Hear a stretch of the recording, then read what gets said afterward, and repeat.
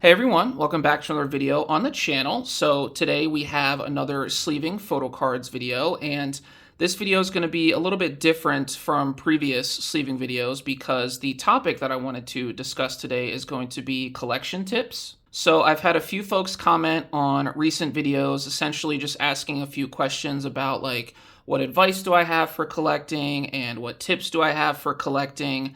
And I thought a sleeving photo cards video would be kind of perfect for me to just like divulge all of that information and kind of have everything in one consolidated video. So that is the plan for today. And as you may notice, I don't have a ton of photo cards to sleeve today. So I'm going to be intentionally going kind of slow in terms of just like the actual process of sleeving these photo cards because I want to basically get out all that I want to get out in this video and say everything that I want to say. So we're going to go kind of slow on the sleeving photo cards, but we're also going to highlight basically just all the supplies that I use and talk about the supplies. And like I said, we're going to get into tips and advice, and hopefully most of the stuff I talk about in this video will cover that. But of course, if you guys have any extra questions after watching this video, I will be happy to answer them in the comment section. As far as all the groups I have today, it's kind of just the usual groups that I normally collect all the time. So we have ITZY and aespa, SSERAFIM, Red Velvet, i-dle, and then these are all duplicates. A quick note about the Red Velvet photo cards. So I did just yesterday unbox the Season's Greetings for 2026 for Red Velvet. If you guys don't know, that's kind of just like the one piece of merch that I like to just unbox by myself and don't really have to worry about like making a video about it. So the Season's Greetings I unboxed, and I actually did upload a few photos to my Instagram stories as I was unboxing it. Those won't be there, I guess, by the time you see this, but I did also do a post on my IG. So if you're curious about the inclusions and like all the photo cards and posters and what have you that come in the Red Velvet Season's Greetings, it will be in a post on my Instagram. So I do have all of the Season's Greetings cards for Red Velvet today. But yeah, those are all of the groups that I have to sleeve today, so I'm going to go ahead and get started on this video. I'm not really sure how it's going to flow, but we're kind of just going to begin and see how it goes. All right, so let's go ahead and begin sleeving these photo cards and also start talking about collection tips and I guess just advice. So I did make an outline for this video because I wanted to make sure that I didn't like forget anything that I wanted to address or just talk about. So I wrote down some things. Some of them are kind of just like what I was coming up with off the top of my head that I think might be helpful. And then a couple other things are like direct questions that I pulled from previous comments and things of that nature. So the first thing that I wrote down was who to collect. So this is a very like broad question, and I feel like it cannot be answered by me personally because it's a question that kind of needs to be answered by you, the collector, yourself. So collections are like so personal, at least in my opinion. So all I can kind of give is the advice and I guess the direction that I took when I started collecting K-pop photo cards.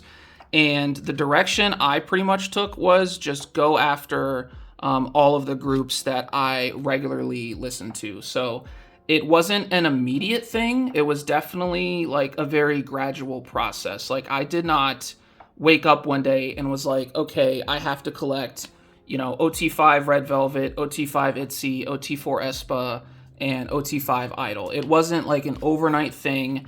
It took a lot of, not like deep thought, but just like over time I kept thinking about it and, you know, being like, okay, do I want to do this? Do I want to embark on, you know, this big collection or this small collection or what have you, right? There's a lot of variables that you kind of have to consider when you're deciding who you want to collect. And so one thing that I kept coming back to in terms of who do I want to collect from a photo card perspective, and I guess also an album collecting perspective, is who do I listen to the most? Whose music do I connect with the most? And I mean, you guys see my Spotify Wrapped. You've been seeing my Spotify Wrapped for the last couple years now. Like, the top 4 groups that I collect are always in my top 5 every single year for Spotify Wrapped. So like I collect OT5 ITZY, OT4 aespa. I collect top 3 for SSERAFIM. They don't really make it into my top 5, but I do like them a lot, and I like their music a lot. So that's why I collect at least my top 3 for that group. And then I collect, obviously, OT5 Red Velvet, because they're also one of the most listened to groups that I listen to like every single year. And then same goes for i-dle, right? So all of these groups I feel very connected to and very connected to their music. And so that is why I personally collect them. So I guess my advice would be is if you are struggling to figure out who to collect, I would kind of just start slow, honestly, and probably pick a like one group, or pick like just a bias or something, and maybe start collecting, just their album cards, or collect everything of that one member or something like that. There's so many different avenues and options you have when it comes to collecting and who to collect and what to collect, that you really can do anything. And I mean, one of the things I'm going to hammer home in this video is that like you are in complete control of your own collection. So you can do with your collection whatever you want to do. Don't let anyone tell you how to run your collection, because ultimately, like, you're the decider. It is 100% up to you. So what that also means is if you want to pursue something and you do pursue something and you make a mistake and you go, you know what, maybe I don't actually want to collect this person, or you know what, maybe I don't actually want to collect that group, like, that's totally fine. You can do that. I've done that before. I don't do it super often, but it's definitely something that I had to, just kind of wrap my head around and really think about, when I drop collections and stuff like that.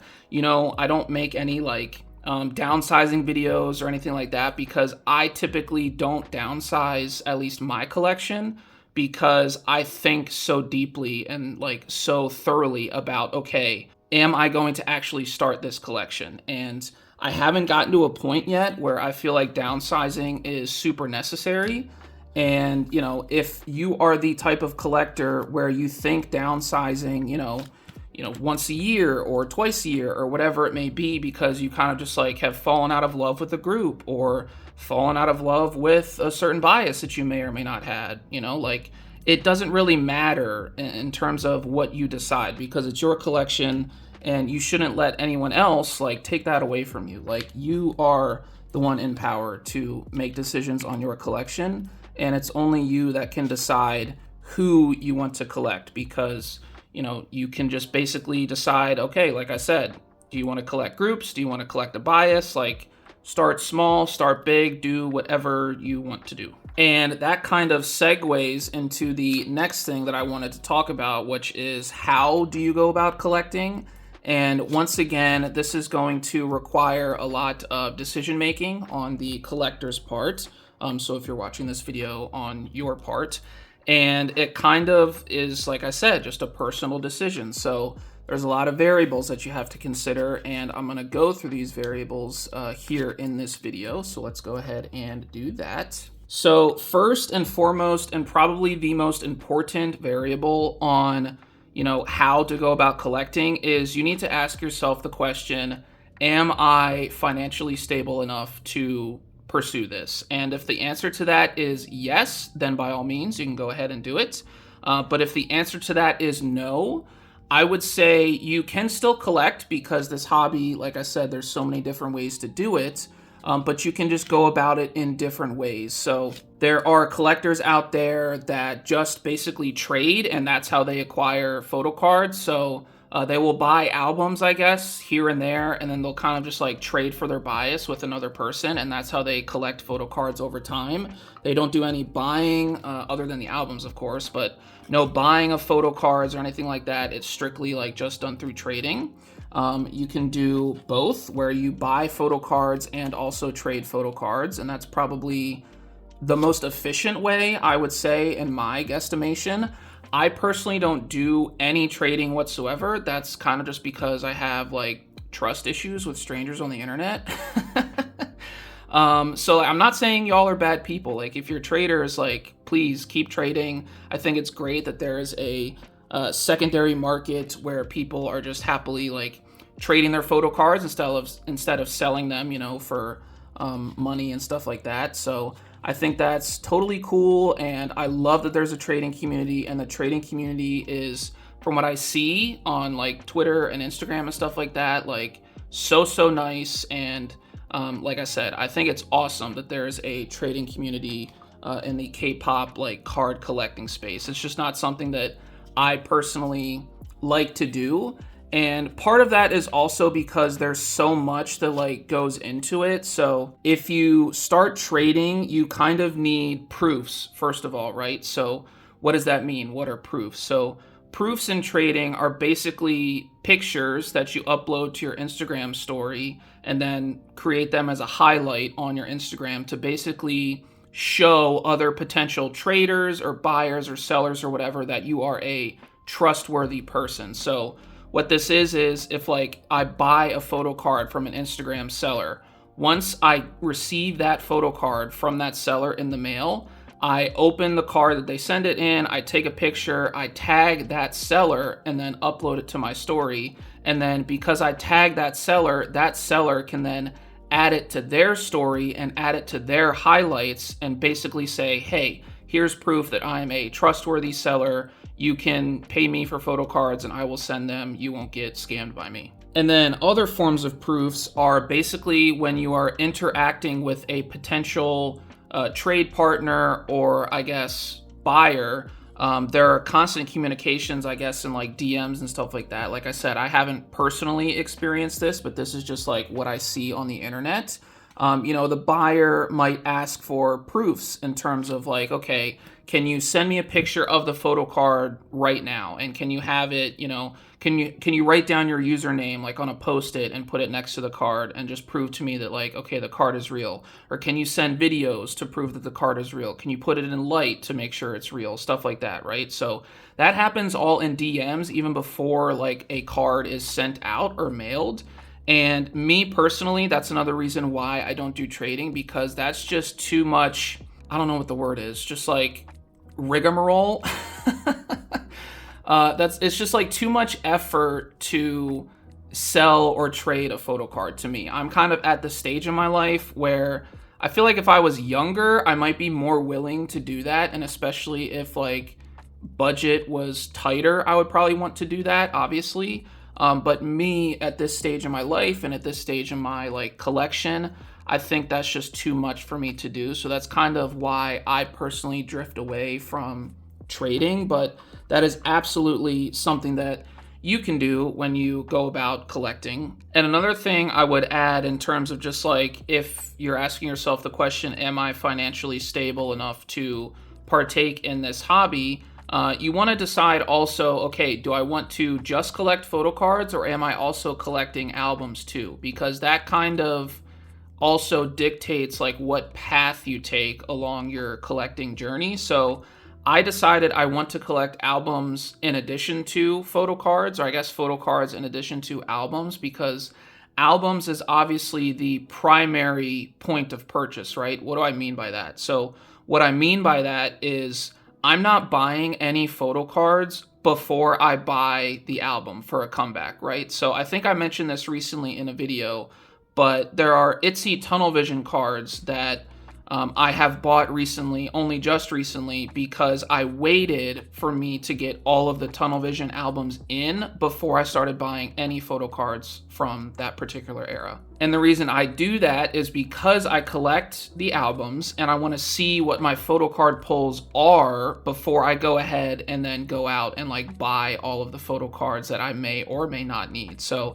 it doesn't make any sense for me to go out and buy tunnel vision photo cards until I get the albums and see what my pulls are, because then I could potentially be buying duplicates and that's kind of just like a waste of money. So it's not really an efficient way to operate your collection if you're buying photo cards for an era before you even get the albums. So that kind of is just a question you need to ask yourself, like, okay, am I buying albums and photo cards, or just photo cards, or just albums? And that also is kind of another indicator on like what path you should take. Then when it comes to buying photo cards specifically, so we talked about trading a little bit, and the, I guess, small amount of knowledge that I have on trading. But when it comes to buying photo cards, which is something that I am very experienced in because that's pretty much how I've gotten all of the photo cards in my collection, other than just from like albums that I buy. There are a lot of marketplaces that you can go to and purchase photo cards. So the main ones I use are i-dle, which is a Japanese proxy. So it's basically like an Amazon, but in Japan, and i-dle buys off of Mercari Japan. So that Mercari Japan is like the actual like Amazon of Japan. At least that's what I'll call it.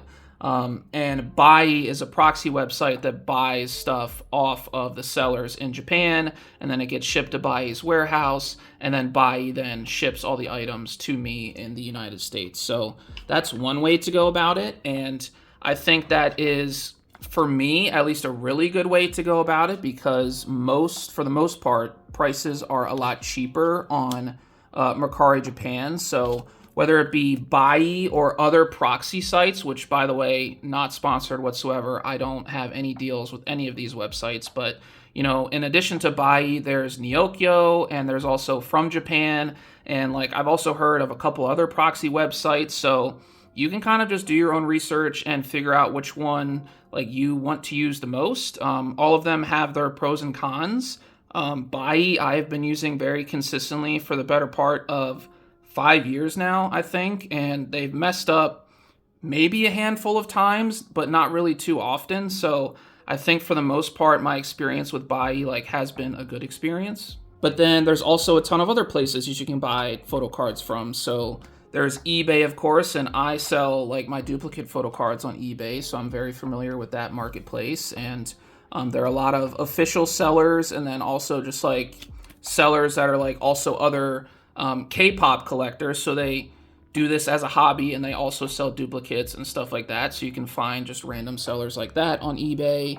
And then Mercari US is another marketplace where you can go and check out and buy photo cards and stuff like that. It's very similar to eBay and Mercari Japan, so that's another place you guys can check. And these are all places that I have personally used, by the way, to buy photo cards. And then, I mean, I also did mention Instagram and I guess Twitter, because there is a trading marketplace on there, or just like trading community, but then there's also a buying community as well. So I think a couple initials or hashtags that you should be familiar with if you're going to pursue like the Instagram or Twitter like trading and selling community for K-pop collecting is WTT, which is willing to trade, and these will be hashtags, by the way. So hashtags WTT, and then hashtag WTS, which is willing to sell.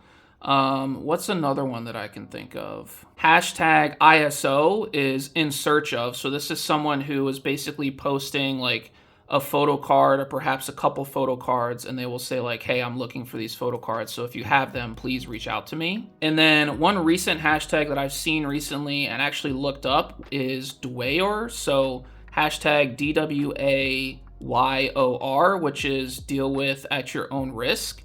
So basically, if someone makes a post with a Dwayor hashtag, they're basically saying like this person is not necessarily untrustworthy, but like there's a lot of like maybe shady stuff going on, or they're just kind of like sus about how they operate. So they're kind of warning everyone else in the community like, hey, just be weary of this person. Don't necessarily like blacklist them or anything like that, but they're kind of just like a little bit shaky in terms of being trustworthy. So that's another hashtag that I've seen recently. I think there's probably others, but like I said, I'm not like too deep into that community. So you can definitely look up all the other hashtags that are associated with buying and selling and trading on IG or Twitter, and kind of just look that up for yourself. And then the last thing I put in terms of like where you can buy photo cards is in real life stores. So there are, it seems like day by day, more and more K-pop stores popping up like everywhere in the United States, which is awesome if you live in the United States. I don't know what it's like in other countries, unfortunately, because I don't live there, obviously. But if you live in the United States, I definitely recommend going to check out like your local K-pop store. And most of them will have like photo card walls, or at least like photo card sections where people have dropped like entire K-pop collections and just like have donated them to this K-pop store, and then they will sell them, for a couple bucks or whatever per photo card. So recently I mentioned in a video that I went to the K-pop store nearby me and I picked up a couple photo cards. I think it was like 4 or 5 photo cards, and they were each maybe like $5 a pop, and it wasn't bad. Like, the prices are not going to be the best in real life stores because they obviously have to like turn a profit in some way. And I guess some photo cards are donated, like I mentioned, but there could also be some K-pop stores, I guess, that could be buying photo cards off of people and then reselling. So I don't really know how that works. I haven't like looked into that like too much, but that is another vessel or opportunity for you to go ahead and pick up more photo cards for your collection.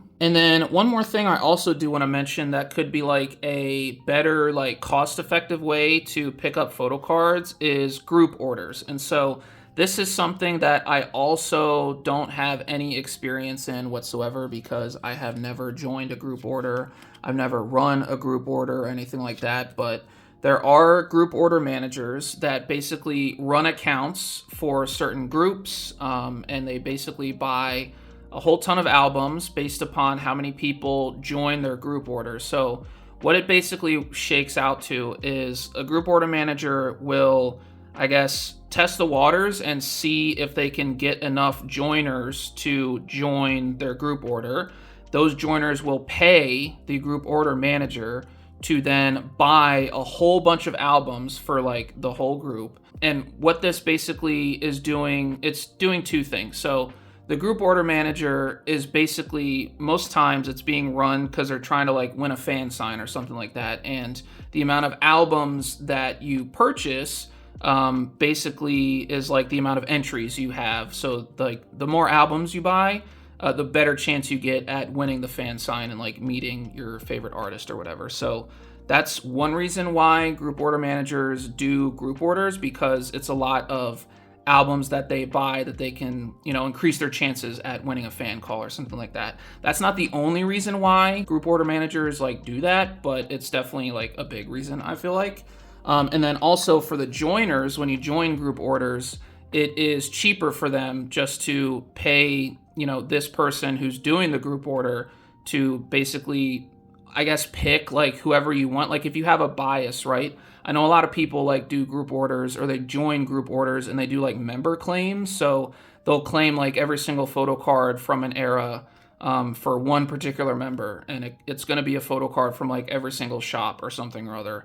I know things like that exist. I haven't like looked too deeply into that and how exactly it works, but that is more or less the gist of what happens. So, and this is another thing that happens like mostly on Instagram and Twitter and stuff like that. So that's where you'll find most of these group order managers. If anyone has any like other group order like tips or tricks or information or whatever that they want to put in the comment section, please do, because like I said, I don't have too much experience in that, but I still wanted to bring it up as a possible avenue for you to take if you are looking to like increase your collection. So very quickly here, I'm going to actually pause real quick about what we are chatting about because I only have one sleeve left now in this box of sleeves. So I'm going to sleeve this Kazuo photo card and then open up the new box of clear sleeves that I have, and then we can continue. All right, so as we move on with the new box of sleeves here, I did want to get into, I guess, just like my personal experience in terms of how I navigated some of my collections. So I think that would probably add better context and maybe like further explanation on how I operate my collection. So I thought it would be good to start off first with my Red Velvet collection experience because I've been doing that one the longest, and that's also like the first one that I started. So I've been over this, I feel like plenty of times before on the channel, but for those who are just watching for the first time and are discovering me for the first time, I will explain it again real quick. So I started collecting officially, I guess, towards the end of 2020, early 2021. And I started collecting Red Velvet in terms of photo cards probably towards the end of 2021, beginning of 2022. But it wasn't, like I said, an overnight process. It was something I debated for a while, and it was something that I thought about, can I financially partake in this hobby by pursuing an OT5 Red Velvet collection? And there was a lot of things to consider at the time because, like I said, I started at the end of 2021 and 2022, beginning of 2022. And, at that point, Red Velvet had been around since 2014. So it's like Red Velvet is a 7-year-old group at that point in time. And if I was going to collect OT5 and embark on that journey, I needed to ask myself, I'm like, this is going to be difficult. Are you willing to pursue this and stay committed to it and, even start it? Because, if you're concerned about not finishing it, can you deal with the fact, like, if you decide to just like quit and give up, can you deal with the fact that you may quit and give up?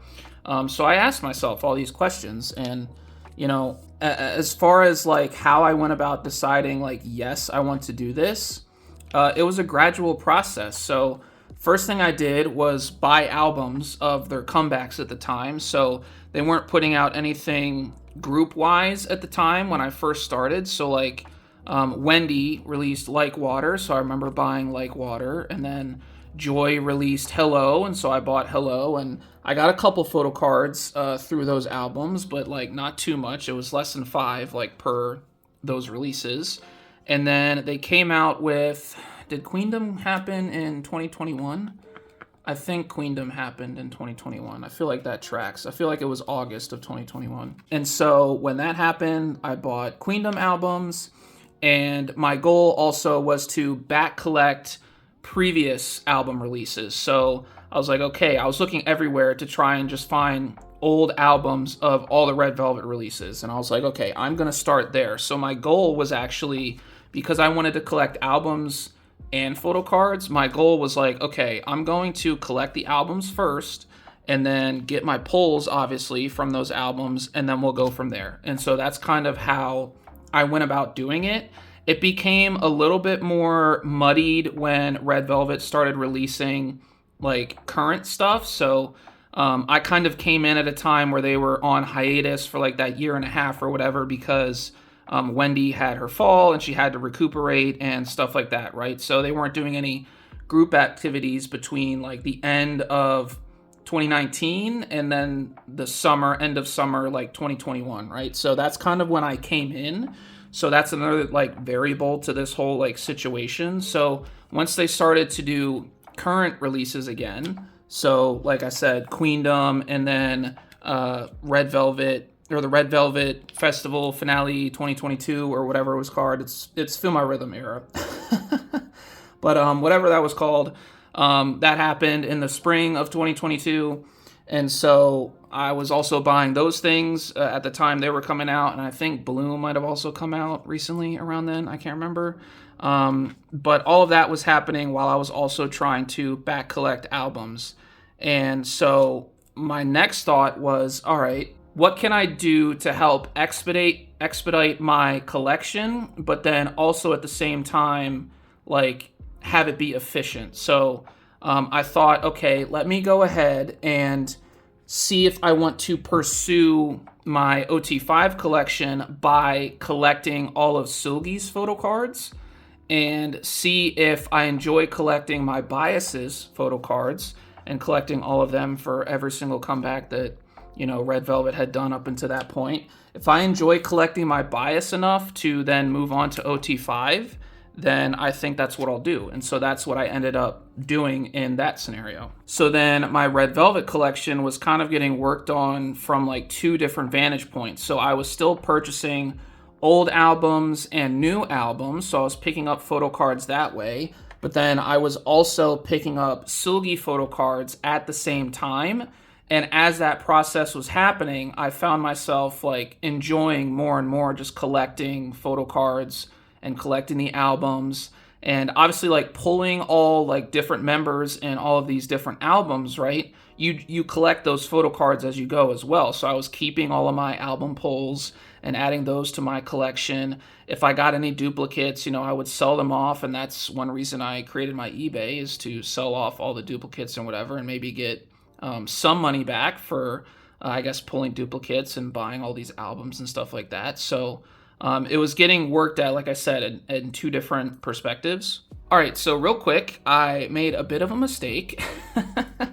I paused the recording just to like kind of break for a second, and I started sleeving photo cards again without pressing the record button again.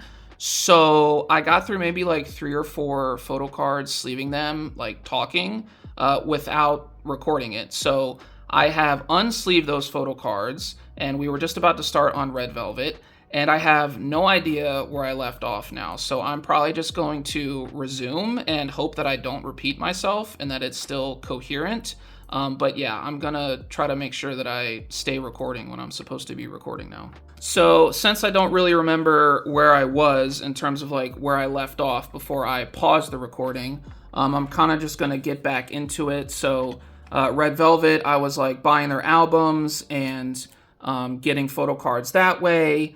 And, you know, I started collecting only Seulgi photo cards because Seulgi is my Red Velvet bias. And so I thought to myself, if I, you know, am happy and I enjoy collecting Seulgi, maybe that will convince me or tell me that I have the, I guess, determination to finish Red Velvet OT5, because at that point, you know, like I said, they're a 7-year-old group, and a lot of their photo cards at that point in time when I started picking them up were very expensive, and they still kind of are like today. So if you're someone who wants to pick up Red Velvet today, or I guess I would say within like the last like 3-4 years, it's not going to be a cheap collection, I will say that. But I was kind of working my way through my Red Velvet collection by getting all the older albums, getting my photo card pulls from those albums, and then going out of my way to buy all of Seulgi's photo cards, and kind of just having that as, I guess, like the spine for my Red Velvet collection. And it didn't happen overnight. It was definitely a process, but I kind of just one day figured, hey, like I can manage this. And so I decided to embark on Red Velvet OT5, and that's what I did. And as you guys know, it was not a quick collection by any means whatsoever. I started it, you know, like I said, towards the end of 2021, early 2022, and I just finished it this past fall in 2025. So it took a very solid like 4 years to complete Red Velvet OT5. And I mean, if you want to get technical, like I haven't even like fully completed it yet because I didn't collect any of the Kino photo cards, which I mean, I think it's only like 10 total. But that was something I told myself when I first started collecting. I said, I'm not going to worry about the Kinos because they're super expensive, and I just didn't want to bother myself with collecting all the Kino photo cards. So I just didn't worry about those, and I'm still not really worried about them with my current Red Velvet collection. So I personally consider it complete, even though the Kinos are not a part of it. But again, that's just like another little wrinkle to how you go about, you know, your collection, right? You know, some people, it might bother them that they don't have the Kinos, and they may want to go after them. But for me, it doesn't really bother me. I consider that I have a complete Red Velvet, you know, OT5 Korean album collection. And, you know, like I said, I don't really consider the Kinos a part of that. And that's kind of how it worked out with Red Velvet. So, I mean, like I said, I was buying albums, and then I was buying specifically Seulgi photo cards, and that kind of created the base layer to my collection. And then I kind of just like branched out from there. And I think that's definitely a decent way to go about your collection. I'm not saying that's the only correct way or anything like that, but I think that's a decent way to lay out a collection, especially if you're collecting like a full group, an OT5 group, OT4, whoever it may be, right? maybe start with your bias and see if you enjoy collecting your bias a lot, and see if you are financially stable enough to branch out and collect the full group. And if you are, that's great. And if not, then you can just keep collecting your biases photo cards. It's really like no big deal. So I think I've done that like similar I guess process with ITZY and aespa and stuff like that. Maybe less so with aespa because they debuted very shortly before I started collecting them, so there wasn't a whole lot of back collecting I had to do. But definitely if you pick up a group where there's a ton of back collecting that you have to do, I definitely think like my method that I did with Red Velvet is definitely a helpful one. Like I said, it's not the quote-unquote correct one because there's many ways you can go about it, but I think it's a pretty efficient way to go about back collecting when you have a group that's been around for quite a while. And like I said, I kind of did that with ITZY because at one point I was picking up like just Rujin photo cards from each era and stuff like that. So yeah, that's kind of like my advice and my experience with my personal collections, to hopefully give a little bit more context to how you may or may not want to go about your collection. So the next thing I wanted to talk about was photo card collection supplies. And this is also another one of those like endless topics that you can kind of like talk about and debate about forever. But I'm kind of just gonna go over later in this video for sure like what supplies I use, but I'm also right now, as I'm sleeving these photo cards, just gonna go over like what your options are. And there really isn't, again, for this one, like no correct option other than the fact that, and this is kind of just like a blanket statement, if you are going to sleeve your photo cards and or store them in pocket pages, which is obviously recommended, right? Because you want to preserve the photo card as best as you can. You want the, I guess, material that is like the sleeves are made out of and the pocket pages are made out of. You want that to be polypropylene, which I think the abbreviation for it is PP. And at all costs, you want to avoid PVC, like plastic products, I guess. So PVC will damage the photo card, maybe not right away, but over time, if it's left in there for too long, even if you like take care of the photo cards as best as you possibly can, like in a perfectly like aired, like ventilated room or whatever with like a perfect temperature, like I'm still pretty sure PVC sleeves and pocket pages will damage your photo cards. So that's kind of just like a blanket statement, like when you're looking for photo card supplies, especially for pocket pages and sleeves, you want to 100% make sure that they are PVC free. And I guess even better, make sure that they are polypropylene. I think I'm saying that correctly. But real quick, before I get carried away with more talk about supplies, I do just have this last Irene photo card to sleeve for Red Velvet. And I will show real quick, I guess you guys would have been paying attention while I was talking about all the stuff related to collections, but these are all of the Season's Greetings photo cards for Red Velvet. And we did actually also get a full set of POBs. So I think these are the POBs from K-Town for You. So very happy with all of these pulls. And yeah, those are all of the Red Velvet cards I had to sleeve today. But going back to supplies for your photo card collection, there are a lot of options out there. And I can start with the ones that I use. So I use the Ultra Pro Platinum Series 9 pocket pages for basically my entire collection. I do have a couple collect books that are like merch items, I guess. So I got them as part of merch drops for their particular groups. So I didn't really have a choice in those being like PVC free pockets or anything like that, because typically these companies will use the cheapest option. And unfortunately that is PVC. So I didn't really have a choice in that, but that's what sleeves are for. And then in addition to that, I also use the sleeves that you see right now. So these are Dragon Shield clear sleeves. They also have like so many different types of Dragon Shield sleeves. Like it's crazy. They have white sleeves and blue sleeves and purple sleeves and matte sleeves and whatever. But this setup I find works the best for me because one, these Dragon Shield sleeves, which I think are, hold on, let me look at the actual, like, I guess, dimensions. All right, so we can see right here, these Dragon Shield sleeves are 66.5 millimeter by 92.5 millimeter. And these are literally a perfect fit in the Ultra Pro Platinum Series 9 pocket pages that I use. And I love that because that means the photo cards are not like moving around or whatever in the binder as I'm like stowing them away or just flipping through the pages or what have you, right?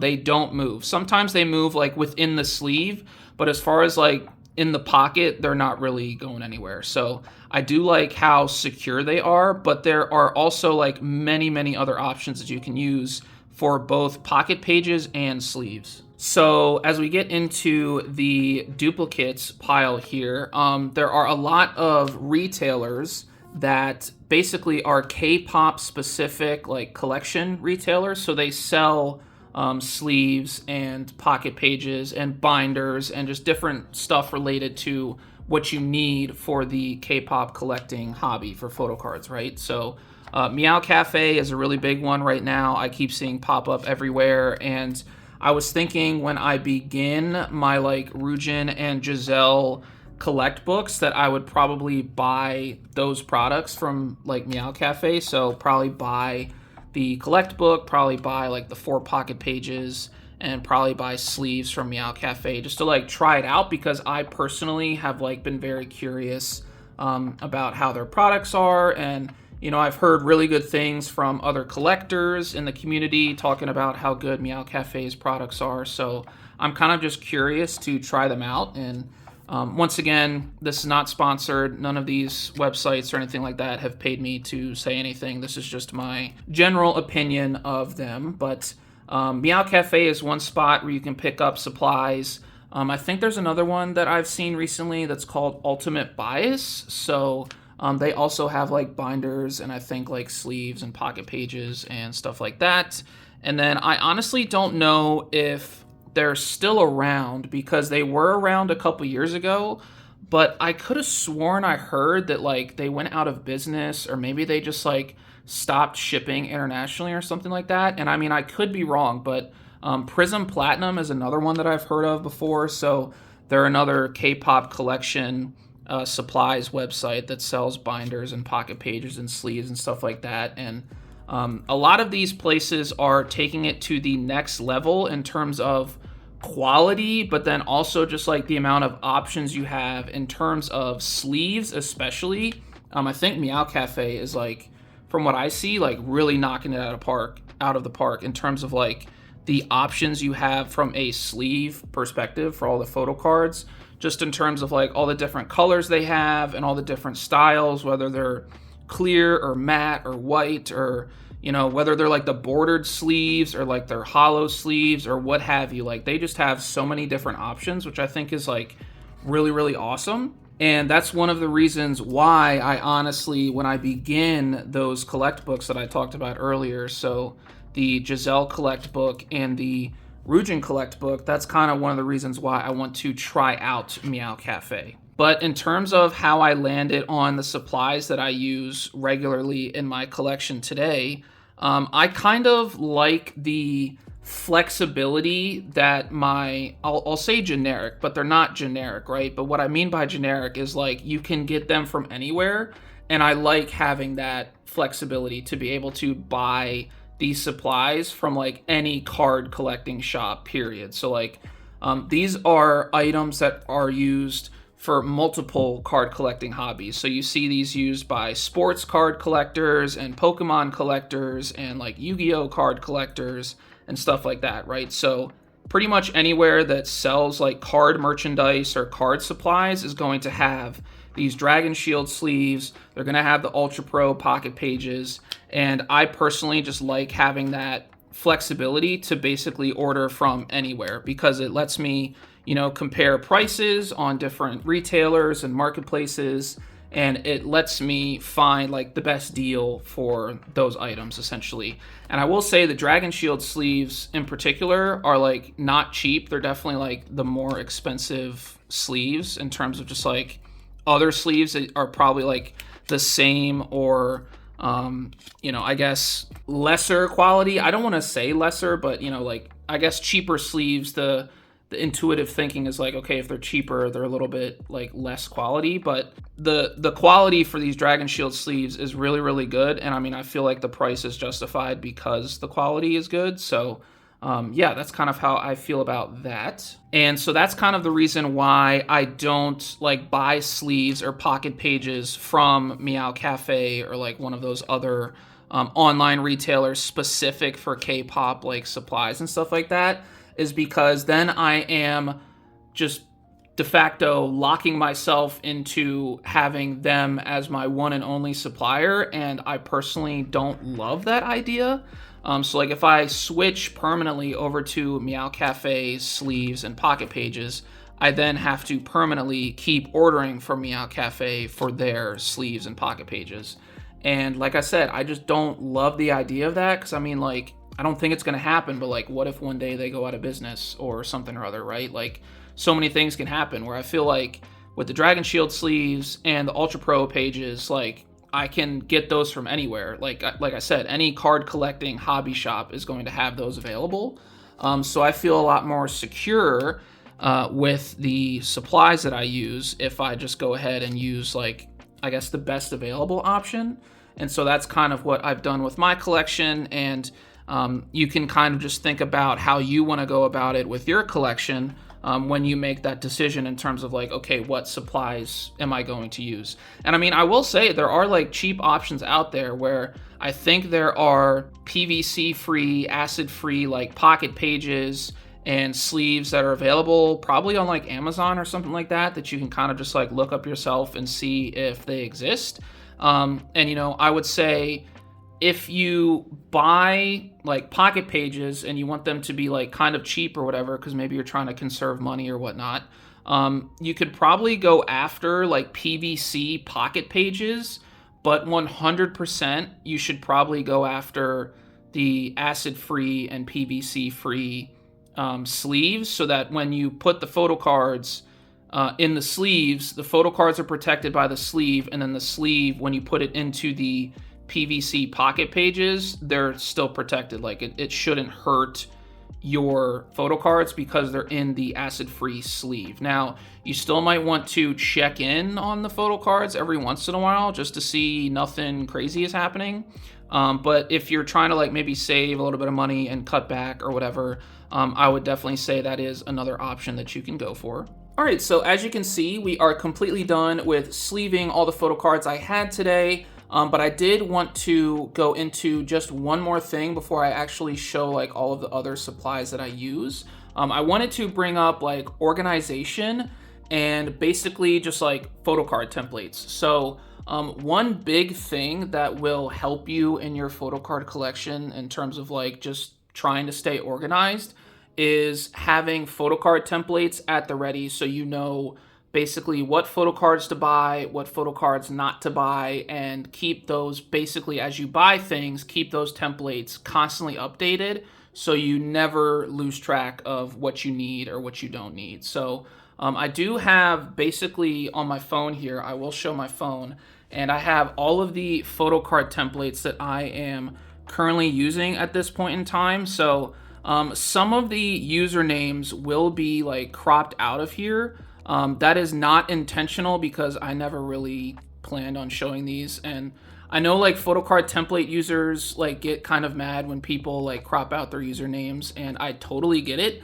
but this is not me like sharing it on Twitter or Instagram or something like that. This is my personal phone that I just use for personal use. And so that's kind of why some of these, not all of these templates, but some of these templates will have the usernames like cropped out. And I'm actually, before I go any farther, I'm actually just going to very quickly remove these photo cards from the frame here because the phone, or it's not going to focus on the phone if the photo cards are in frame. So you can see this is the most recent template that I've screenshotted. So what I try to do is basically just go on Twitter, and if I'm looking for, this is a Girls Will Be Girls photo card template for ITZY. So this is actually a pre-order benefit or non-album photo card template for Girls Will Be Girls. So I will basically just go on Twitter and use the search bar, which has gotten really, really bad these days, but it still most of the time works.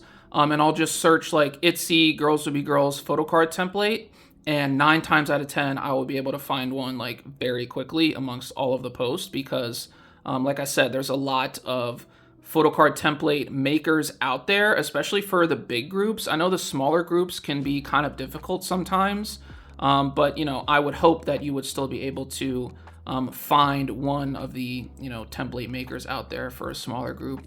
This one is actually made by Kpop, so I kind of cropped out the username, but not really. So Kpop is kind of like my personal go-to for all the ITZY cards, and you can see I kind of zoomed in here because this was a lot bigger, but this is basically all of the pre-order benefit sets I decided I'm going to be collecting for Girls Will Be Girls era. So I highlighted, as you can see in blue, all the ones that I want, and then I kind of just mark over the photo cards in green whenever I purchase them. So you haven't seen any of these on the channel yet, actually, but I've bought all 5 of these. I've bought just the Leah for like this Kirby set, and then I've bought all 5 of these. So I kind of just go through, and as I'm buying photo cards, I kind of just X them out by coloring them out in green. So you can see this next template is a Miyeon My Lover template, and it's kind of just like the same thing here. So we have all the photo cards, and the ones that I've bought or acquired or like pulled in my albums are all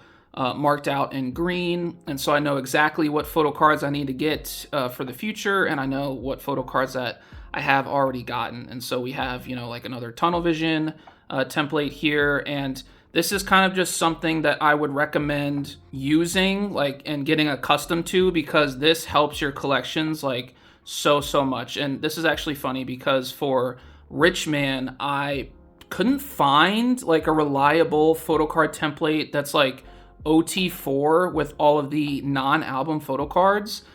These are a couple Giselle photo cards that I want to get for my collect book, which is why I labeled them CB for collect book. So I haven't picked these up yet, but these are some that I'm kind of eyeing for the future. So I just screenshotted them off of Twitter. But I also screenshotted a couple things off of Twitter, and then also on eBay of basically all of the sets that I wanted to get for Rich Man, because I just wasn't finding like templates. So this is another way you can go about it, where like you can just go on eBay and like screenshot a listing, because it has obviously a picture of all the photo cards associated with like the store that they come from.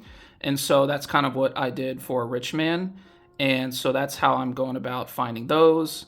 This is a Sujin photo card template for Batitude, and then Wendy. And so this is kind of a peek into like how I keep track of all of my photo card collections and stuff like that. And I mean, there's like 30 something templates in here. So like I said, it's kind of just like something I use to stay organized. And this is actually a spoiler right here, because the Oogie and I think the Soyeon were the 2 most recent pickups for the platform version for We Are. These are very hard to find. So as you can see, I have X'd them out. So I'm now just missing the mini, and then probably in the next haul video, you will see the Oogie and the Soyeon. But yeah, these templates kind of just go on for days in my phone. And like I said, I would highly recommend using photocard templates, because it just keeps you organized, and it keeps you like centered in terms of like where your focus can go for all of your collections, not just one, but all of your collections. All right, so now real quick, as we get towards the end of this video, I did just want to, I guess, visually show all of the supplies. So these are the pocket pages that I was talking about. These are the Ultra Pro Platinum Series Hologram 9 pocket pages. This one is actually almost empty currently. I think I maybe have like 3 or 4 pages left in here. I have picked up a new box of these, so I still plan on using these. These are pretty good. Like I said, I have noticed recently, especially as binders start to fill up, and especially if you store them vertically, the pages can like warp a little bit, but for the most part, they keep the photo cards safe and intact, and I'm very happy with these for the most part. Then when it comes to the sleeves that I use, this is the box of the Dragon Shield Clear Classic sleeves. So these are the ones that I was just using to sleeve all the photo cards, so y'all are very aware of those now. And then I didn't use any of these sleeves today, but I do also have these sleeves. So these are, I believe, a little bit skinnier and less tall than the Dragon Shield sleeves. And I use these sleeves because they're acid-free and they fit right into most collect books that I have, and then also, I guess, collect books that companies decide to release as part of like merchandise and stuff like that. So like for my Ugi collect book and Sogi collect book and little like Giselle collect book, I use these sleeves for all the photo cards I put in there, just because these bigger sleeves that Dragon Shield makes won't fit in those pockets. So that's why I have these ones. Then I'm actually just going to slide in, as we move on, my big box of supplies here. So I have shown this on the channel before, but I think just like very briefly. So this is my Kpop like supplies box in terms of like all sleeves that I need and anything that I use for like selling and packaging photo cards. So right here I have like envelopes, and I have a whole bunch of freebies right here, and I have a whole bunch of washi tape in these like Ziploc bags. So these are the little like stationery I have. So we have Pom Pom Purin, and then Kuromi, which I picked up in Japan. And then these are also like another huge bag of freebies that I have. And then I have official stickers back here. I make sure to keep those separated because those are official. So those are more freebies that I can pull from. And then as I kind of take all that stuff off, you can kind of see more stuff. So I have more washi tape right here. So this is Jisoo washi tape from her, I think, LP version or vinyl version of her Me album. So that's kind of cool. I also have more black tape, or not black tape, Blackpink washi tape right here. So this is from the... oh gosh, where did I get this from? Okay, so I got this from the Weverse membership kit. So this was an inclusion in there. So I have 2 rolls of Blackpink washi tape right there. And then I have top loaders right there. I have scissors right there. I have a whole bunch of sleeves, as you can see. These are all old sleeves, by the way. So most boxes, when I like finish off a box of new sleeves, I will save them and then put old sleeves that I get basically from buying other photo cards. I'll save those sleeves and I'll put them in here, and then I'll use those sleeves to like pack my orders whenever I have to like send out photo cards. So I have a whole bunch of old sleeves right there. I do have white sleeves somewhere. I think I maybe took them out. Yes, so I do have white sleeves right here. So these are the sleeves I will use for like transparent or clear photo cards. These are also Dragon Shield, and they're very similar to the clear ones, except that they are white. I used to actually use the Ultra Pro white sleeves at first, but they started to annoy me for a very particular reason. Let me see if I can find them in my fillers, because that's predominantly what I use them for now. All right, so these are all of the sleeves that I use for fillers. So these are just basically regular white sleeves that I bought for the purpose of being fillers. So these are not like the Dragon Shield white sleeves. These are actually, here, I also have these like white sleeves over here, but these are Dragon card sleeve, matte card sleeves that are white. So I bought this specifically because they're pretty cheap, and I use these specifically for fillers. So these are different from the Dragon Shield white sleeves that I use for actual photo cards. And then those are also different from the Ultra Pro white sleeves, which I use for fillers now, but I used to use for like actual photo cards, but I stopped because of this like circle thing right here. So I don't know 100% why Ultra Pro, I think this is Ultra Pro or BCW. It's one of those two, but I don't know why they do this. I'm sure there's a reason, but they have this little like hollow or like clear circle thing that you can't get off. Like it's on the inside of the sleeve, and you can't, like, I thought at first it was like tape or something and I could just peel it off. You can't. You just kind of have to deal with it.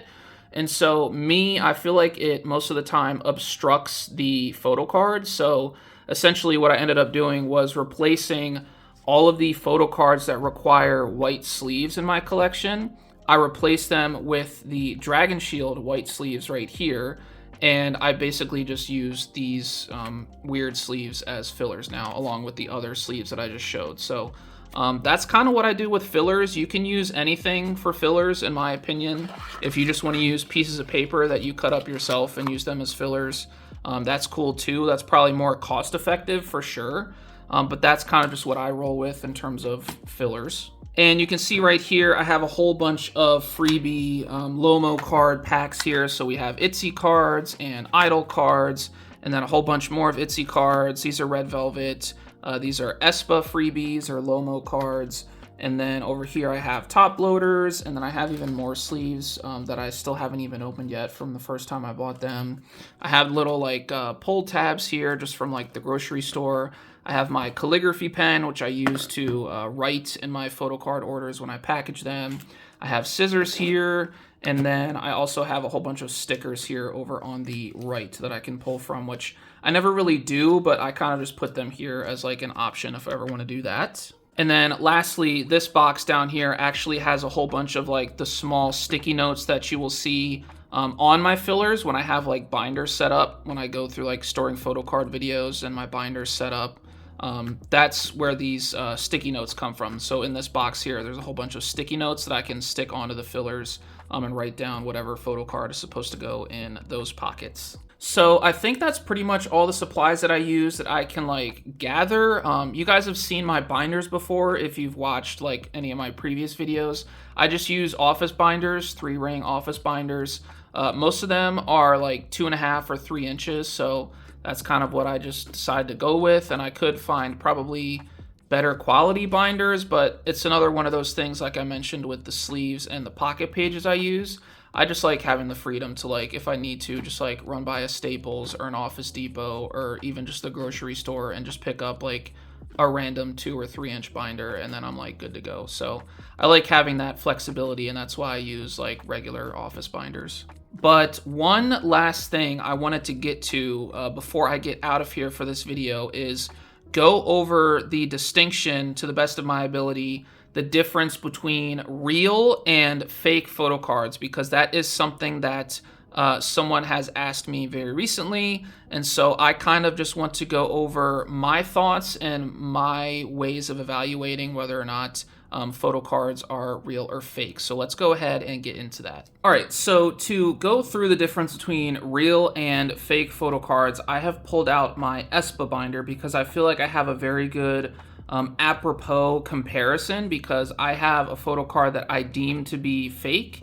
versus photocard that I deem to be real. So first I'm going to give some general like guidelines for album photocards, because in terms of determining if they're real or fake, it kind of differs between album and non-album photocards. So I have some album photocards right here on top for ESPA, and these are going to be Savage era photocards. So one big tell right off the jump is you're looking for little notches. If the photocard can focus, there we go.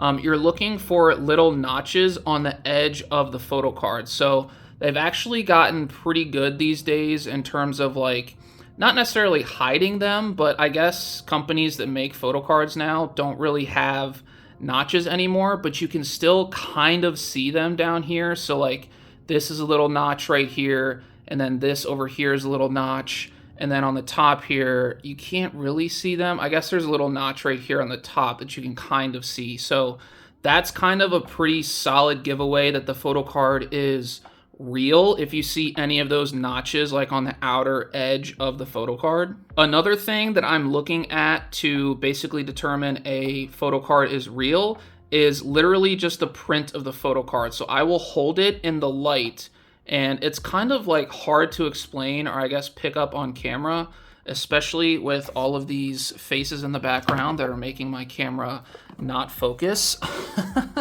But with this Ning Ning photocard specifically here, if we just hold it to the light and look at the print, this is kind of what the print should look like on a real photocard. It looks very legit, very official, and you can kind of just see like, I guess, I don't know how else to describe it, just like the ripples on the pieces of paper, that when like a photo develops, that kind of is what it should look like. And when I show you a fake one, it might come out like a little bit more clear, or it might like make more sense, but that's kind of also what you're looking for on a real photocard, just to make sure that it's real.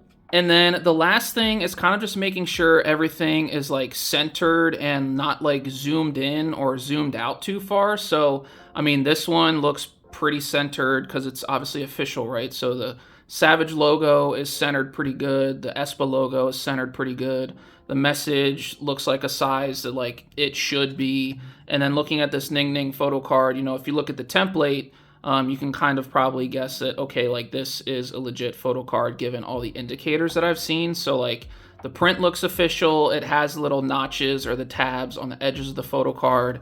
And then, you know, it looks centered. So this photo card I would definitely deem to be official. Now, when it comes to non-album photo cards like fan sign cards or pre-order benefits, those rules still mostly apply, but you kind of have to keep in mind that the prints for non-album photo cards are just going to be different than regular album photo cards. So what I've noticed is most non-album cards don't have the little notches on the edges of the photo cards at all. And you'll notice the corners are a little bit more not so like, I don't know, perfectly rounded when they come to a corner.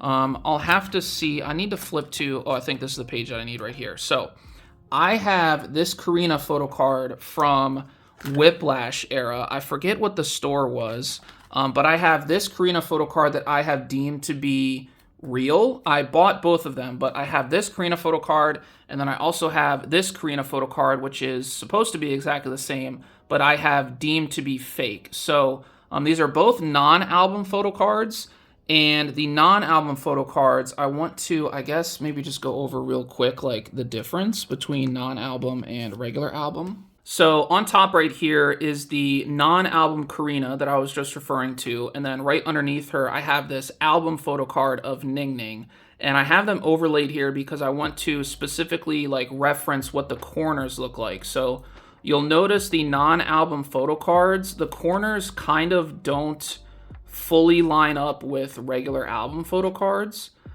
They're kind of like, they just turn a little bit harsher. Like if there was a way to describe it, I would say they're just like a little bit more vertical, longer, like when it gets towards the top or bottom of the photo card. But a regular album photo card, it will be like a smoother turn at the all the corners here. And then some, it kind of doesn't even look like a smooth turn. It'll just be like cut, kind of like, I don't know, at the corner. I know i-dle photo cards are like that, where it goes like straight up to the corner and it does turn, but it looks more of like a cut, like someone just kind of like cut the side of the corner or cut the edge of the corner.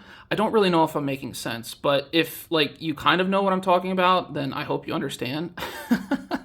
But this is kind of the difference, the main difference I look for in terms of regular album photo cards and then non-album photo cards, is that most part non-album photo cards will have these like harsher turns at the corner here. So that's kind of the main difference that I personally look at. All right, so now side by side, we have the real Karina photo card in my left hand and the fake Karina photo card in my right hand. So I bought both of these off of ITZY from different sellers, and the one in my right hand, which is the fake, I deemed to be fake, which is why I bought the second one. And it's kind of hard to tell right off the jump, so you kind of have to examine them like more thoroughly, but there are a couple giveaways here why I think the one on the right is fake. So one thing that I will ask you guys to draw your attention to is the top right of the photo card. You will notice that it seems to be a little bit more zoomed in, which is sometimes a tell for fake photo cards. So the photo card will be a little bit more zoomed in. So you see on the real one, you can kind of see like her hair fully in the picture, whereas this one on the right, you can't see the edge of her hair in the picture. So you can maybe guess that it's just the way this photo card was cut.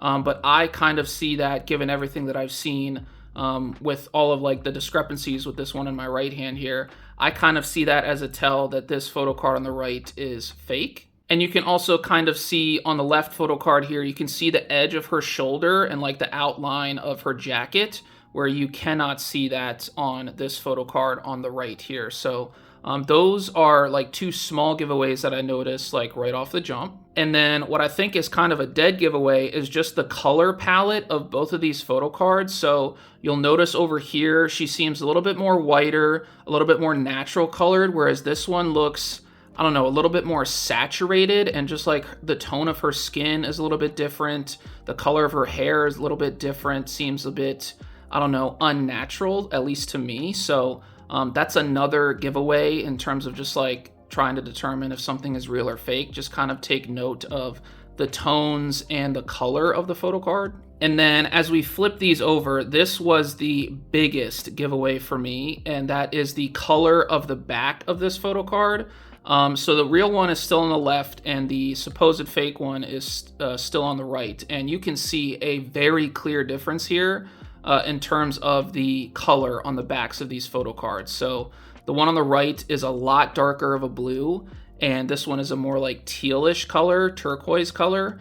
And the reason I thought this one was fake because it does not match the other backs of the photo cards in the set. So one thing I did to compare was I looked at the backs of the photo cards also in this set, and I mean, you can see there is a stark contrast between this blue on the back of this photo card and then the blue on every one of these other photo cards.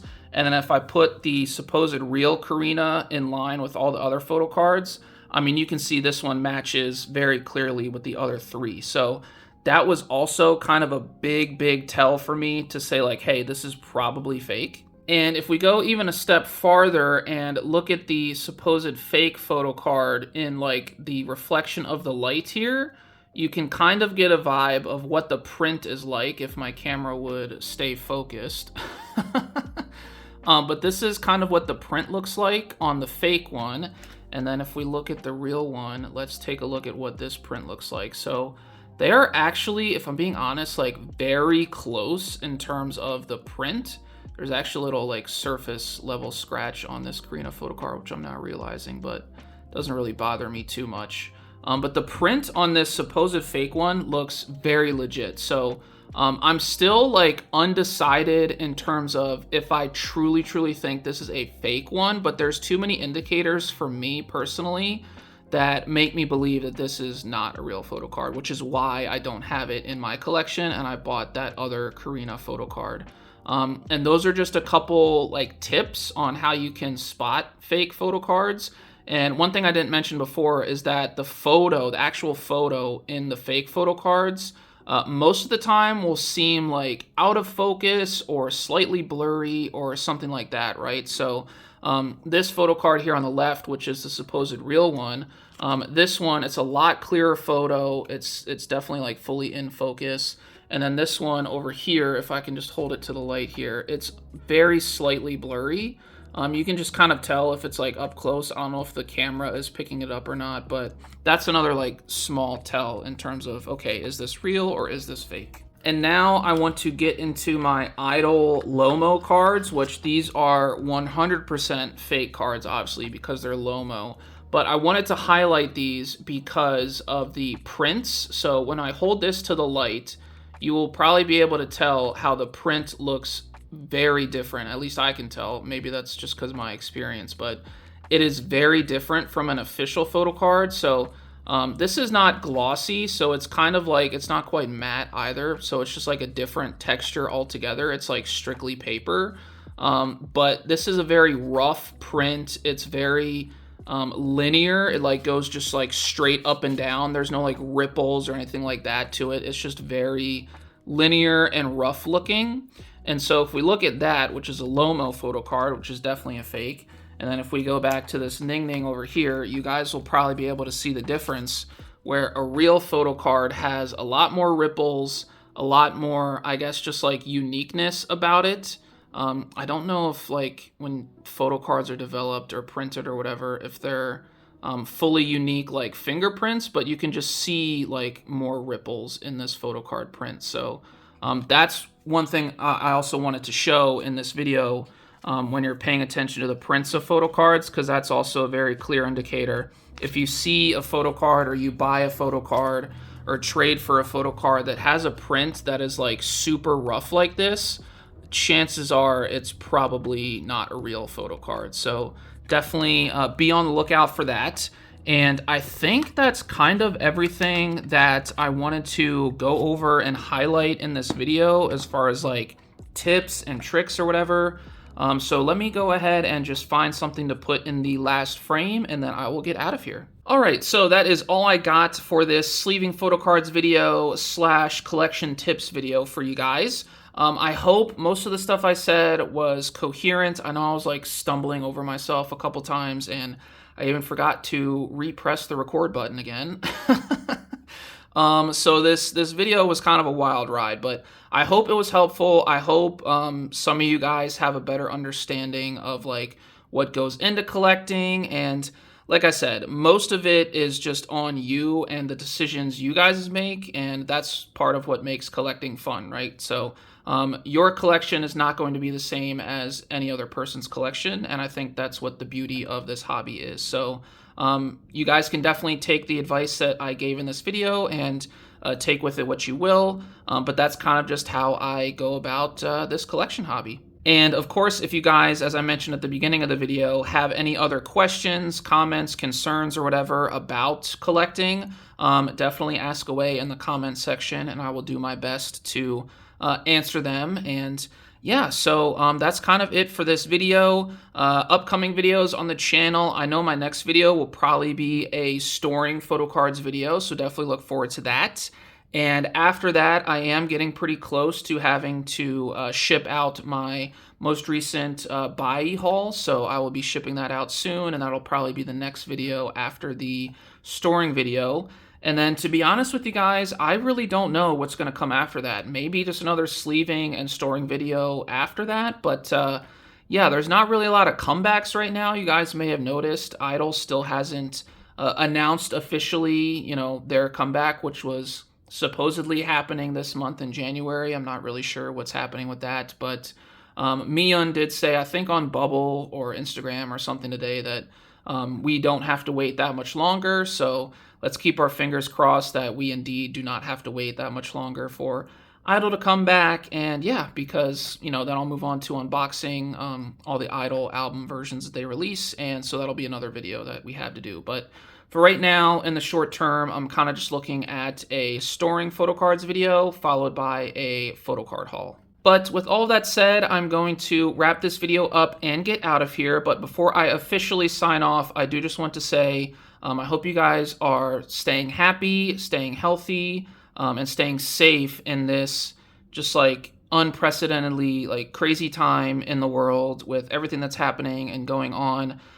Just reminder to stay vigilant, look after yourself, look after each other, and just be the good in the world that you wish to see, because I am someone that, you know, always believes that good triumphs over evil, and there are some pretty bad things going on right now that definitely hurt that theory, but I do believe that if enough good people come together that we can make it through this. So please just be safe, be vigilant, like I said, and look after each other and yourself. So that's all I got to say about that. So thank you guys so much for watching. I will catch you guys in the next video, and I hope you have an awesome day or night whenever you watch this, and I'll talk to you later. Bye.